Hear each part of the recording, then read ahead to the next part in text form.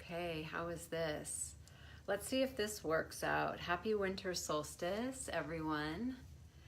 This is Kenlyn and 50 on Friday. I think we're at episode 18.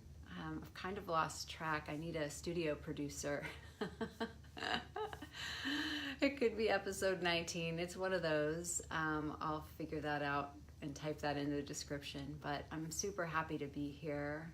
Welcome. I love the winter solstice. There we go. Hi, Karen. Are we right side up? Hi, Katrina. Yeah, we're all good to go. We were in the wrong direction before. So just welcome to everyone. I'm in front of my shrine because my shrine is really like this bookcase. It's not like I didn't have this full-blown thing made. It's my bookcase, but I've turned it into kind of my altar and then bookcases below just to always remember my teachers, including my dog teacher, Penny Lane. And I love that this is the part, I don't have a tree, but this is the part where I've decorated my house to reflect the winter solstice. And I'm over here because I'm getting my carpets cleaned. Thank you for the love bombs. I love that. And I'm so excited to have my carpets clean. I don't know, there's something about it where today I washed all my clothes that needed to be washed by hand. I washed them, I was super into it, listening to mantras as I was cleaning. And you know those days, it just kind of works out that way. And I'm just feeling also an inner stillness today, which is so gratifying. And that to me is what the winter solstice is about, that stillness, the solitude, the silence.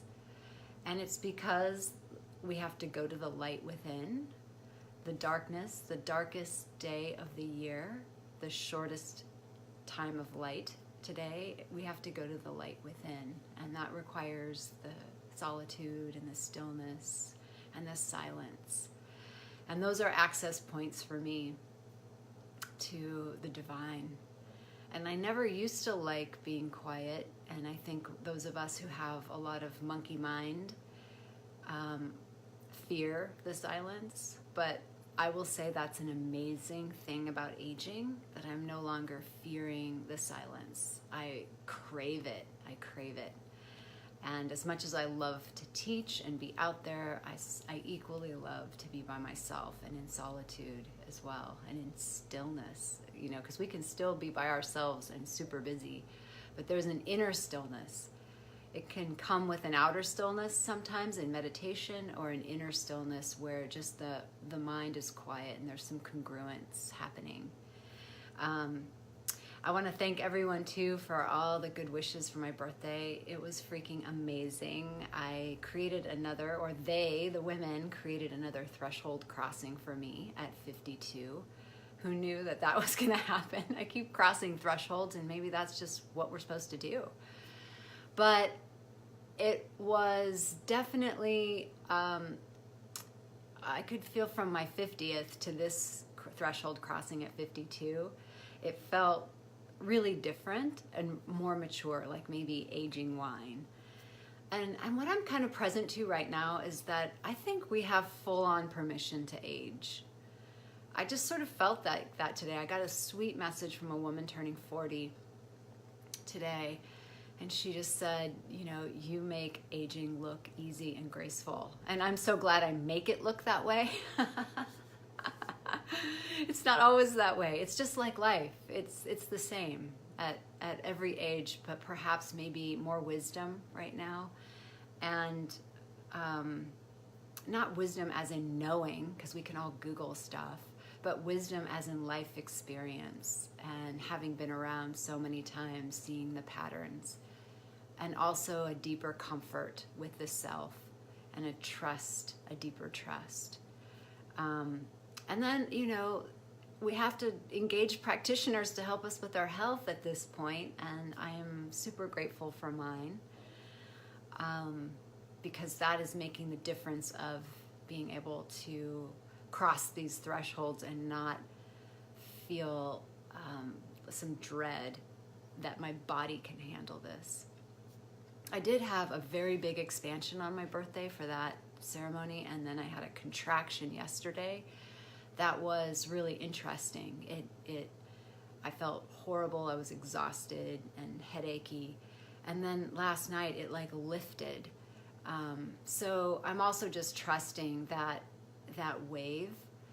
And kind of, I'm curious, and if anyone has any suggestions, my inquiry is around how do we expand so big, and then like maybe we do something way outside of our comfort zone, like an event. I could see both of you, Katrina and Karen, someday leading your events. And then if you're leading your events, how to stay equilibrated after the fact. That's something I think I've heard other teachers and leaders talk about. So I'm curious, how do we do that? How do we play that game mentally as well as physically? So if you have any ideas there, thanks for the love bombs. I love them. So part of what, really a couple things I wanted to share. One is about filling our own cup. And then the other thing is about, I can't remember, so it was just on the tip of my tongue. So let me just start with filling our own cup. That's one of the things I've learned. I think as a projector in human design, and maybe other designs have that, other types have that as well. But I notice, because this is like my story, because I don't have that defined sacral, that's the core energy. We're called open energies. Like, we're always feeling what else is around. Maybe other people in different ways can relate to that. But I've spent a lot of time thinking about other people's problems, and that's why I'm a coach. I love it, and it's in right relationship for me to be a coach. But I also am getting really present to, and I think this is one of the gifts of aging, that we have to fill our cup first before we give out. Oh, good, I have a package being delivered. You know, it's always good. It's probably supplements. But I was talking to a friend today who's also a projector, and there's a woman in her life who is struggling with some mental illness and some alcoholism, and I certainly have some of those people in my world, family members, friends. And it's so tempting to want to fix their life, to want to do it for them. And I think at this point in my life, I can say from a place of wisdom that we cannot take anyone's path away. Part of their path is to come into contact with us, and that is the amazing part of how we are in community. But it also, I think also, I know I can overdo it. I can want to just get in there and fix it, give them the 10 things they need to do. But of course, that was never what was the problem. Somehow their belief in themselves was the problem, right? And what I know I can do in those situations is really love them and stand for them. And what I said before on a couple Facebook Lives ago, maybe last one, maybe the week before, is ask them questions. That's one of the beauties of aging too, is that I know what's right for me, but I don't really know what's right for you. So one of the things I said to my friend was, perhaps ask this person, what is your game plan? What do you want? How can I help you? Because actually we do know. Even when we're broken, we do know. We know something. We still are God. We still are Source incarnating as this. And we're here to liberate ourselves in community. So it's both liberating ourselves as an act of our own sovereignty. And maybe that sounds alone, but there's power in that. And then doing that in tribe and in community. So it's a yoga. It's a paradox of seeming opposites that we get to reconcile. And I'm always reconciling that, because as a projector, I notice over here that my experience is always over there, trying to, hey Suzanne, Satnam, always trying to think about what that other person might need, whether it's a broken person or a person working on their business. It can be good stuff too. But I was sharing with this friend who's also the projector, like, oh, our job is to come back to self and do our job. What is it that I'm responsible for? And I talked about that a lot last week, of what is in my highest good. So that at 52, what's a lot easier for me to do, and definitely my work, is to stop being on autopilot. I stop being on autopilot around my helping and fixing, or even wanting someone to get the upgrade or the next thing, and turning my attention over here. What is it that I'm here to do for my highest good? Not how do I get to be needed? Like, how do I get my needs met even? You know, part of what we said last week is, may my needs include my highest good. May that be my need, is to be in my purpose and my highest good. And then from there, we will touch other people's lives. We will give out. And what I'm kind of related to now is that I want to give to causes that are taking care of the problem in new ways. Like one of my friend was talking about her friend struggling with mental illness. Hi, sister. Welcome to my sister. She's on my first 50 on Friday. Yay. And she'll hook you up with some really good cream that takes care of your wrinkles, which I just got for my birthday. So we'll watch the metamorphosis. But back to that, my desire now is to take care of over here and the tribe that has been assembling around me, and to really lift them up, because we all are these concentric circles, and then our tribes go out, and then to use the resources as I earn more and more money to fund the institutions and causes that are really making a difference for mental health, for animal welfare, for the environment, for things that I deeply care about, but right now are not in my wheelhouse. And, you know, that's kind of painful for a projector. We want everything to be in our wheelhouse. And it's just not. We're limited. We have this body mind that has, that needs to focus. And amazing things happen when we focus. So I'm just learning that yoga, and at 52, I feel a lot less stressed out about it than I did in my late 30s and 40s. That's when I really dove into, I watched a lot of documentaries, and if it was gnarly. I mean, I'm glad I did it. I went to the Telluride Mountain Film Festival, which is always over Memorial Day weekend. Excellent festival. But I literally saw 8 documentaries in like 2 or 3 days, and only one was funny. And that was the Yes Men. That was super funny. They have a way of making activism hilarious, and they know that humor does a lot more than, you know, self-righteousness. So it's a good movie to see. But the 7 other films were, you know, horrible, gut-wrenching films. And that was what I did about 10 years ago, just dive into that. And I needed to. And now I feel less likely to do that and more into, okay, I get it. And I want to know who the change makers are. I want to know where the groups are. It's like change makers need a group around them, right? Because someone will come up with the idea, and then they need a bunch of people to implement it. And I want to be a part of moving those kinds of groups forward.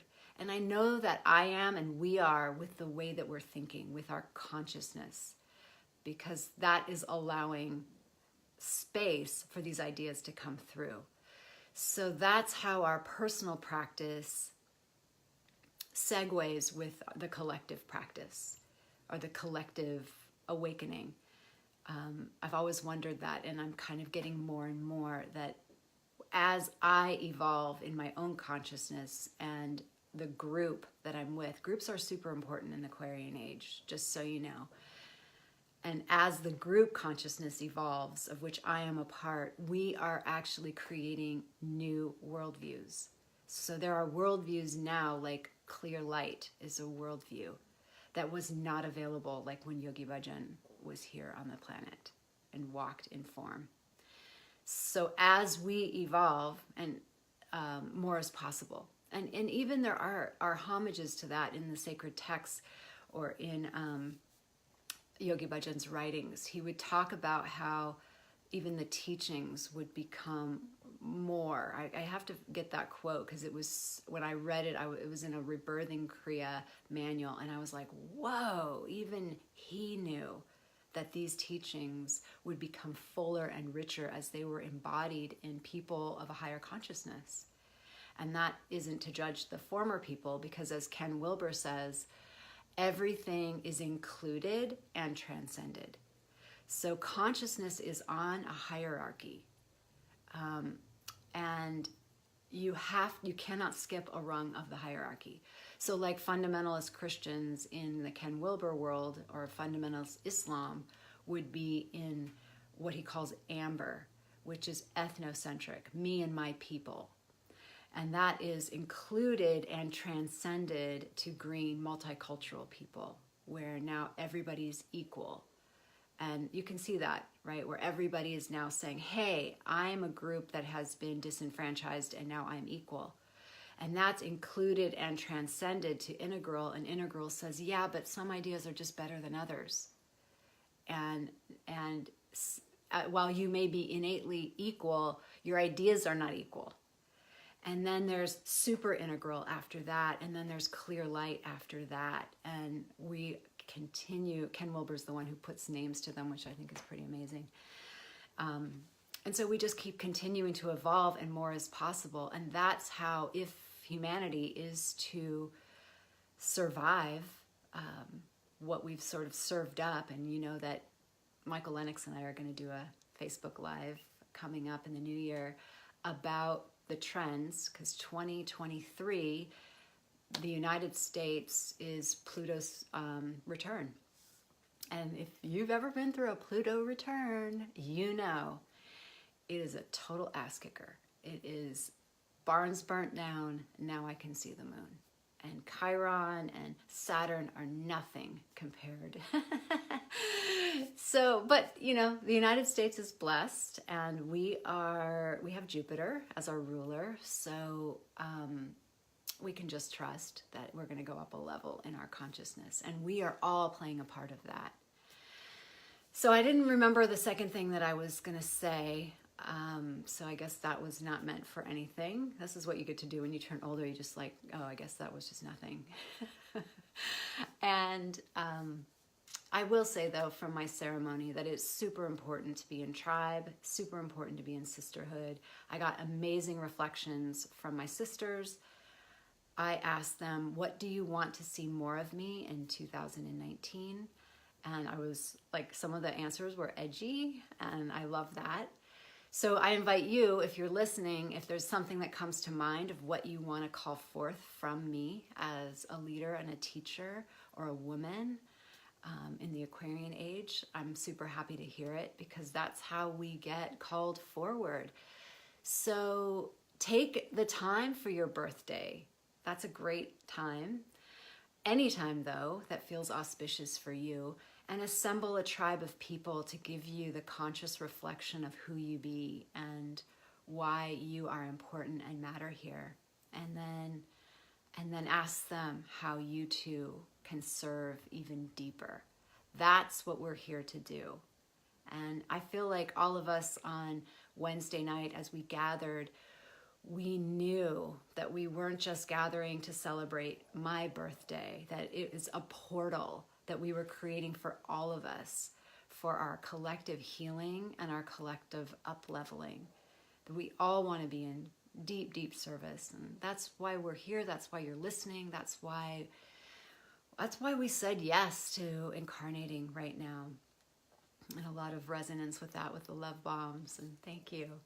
So come and be with me and others in a tribe on February 1st, 2nd, and 3rd at the Soul of Yoga. We're going to do Rise, and that's kicking off my women's event called Sovereign. And I'll share more about that through email. Some of you who have Gmail, check that like promotions box. Google so lovingly separates your emails, and I think I'm in promotions because I'm sending them out kind of blanket, which is the only way I can reach my tiny list, but everyone at once. So check it out, because I'm really starting to write a lot about what is happening collectively, what's happening in the sisterhood. So many things are happening with the rise of the feminine. I mean, I just participated in a ceremony that a woman has never led before until this past year or two. It's been pretty epic what's happening on all levels. So check your emails and put down February 1st, 2nd, and 3rd. I'm giving $100 off to my people, and just use the code We Rise in all caps. And I would love to see you there, and then bring your people. Like, let's do it all together.